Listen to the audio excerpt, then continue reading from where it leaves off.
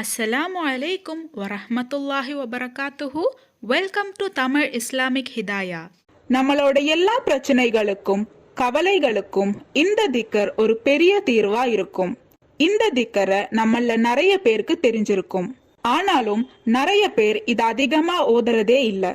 அந்த திக்கர் அஸ்தாஃபிருல்லாஹில் அலீம். ஆமாங்க, இஸ்திஃபார். இது கேட்ட உடனே இதுதான் நமக்கு தெரிஞ்ச விஷயமாச்சே அப்படின்னு சாதாரணமா இருப்பீங்க. ஆனா இந்த வீடியோவை முழுசா பாருங்க. இஸ்திஃபாரோட நன்மைகளை பத்தி அல்லாஹு தஆலா தன்னோட திருக்குர்ஆன்ல என்ன சொல்றான்னு பார்க்கலாம். சூரா நூஹ்ல அல்லாஹு தஆலா நம்ம இஸ்திஃபார் சொன்னோம்னா 3 விஷயங்களை நமக்கு தரதா உத்தரவாதம் கொடுத்திருக்கான். இஸ்திஃபார அதிகமா ஓதுறவங்களுக்கு அல்லாஹு தஆலா கொடுக்க போற முதல் விஷயம் செல்வம். நீங்க இஸ்திஃபார அதிகமா ஓதுனாலே அல்லாஹு தஆலா செல்வத்தையும் அதிகரிப்பான்.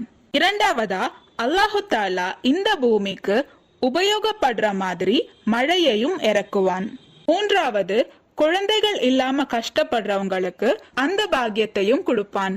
அது மட்டும் இல்லாம எவரொருவர் இஸ்திஃபாரை தொடர்ந்து ஓதி வருகிறாரோ அவர்களை அல்லாஹு தஆலா ஆபத்துகளிலிருந்து பாதுகாப்பான்னும் கவலைகளிலிருந்து ஆறுதல் அளிப்பதோடு எதிர்பாராத இடங்களிலிருந்தும் உணவை அல்லாஹு தஆலா அவர்களுக்கு கொடுப்பான் என நபி ஸல்லல்லாஹு அலைஹி வஸல்லம் கூறினார்கள்.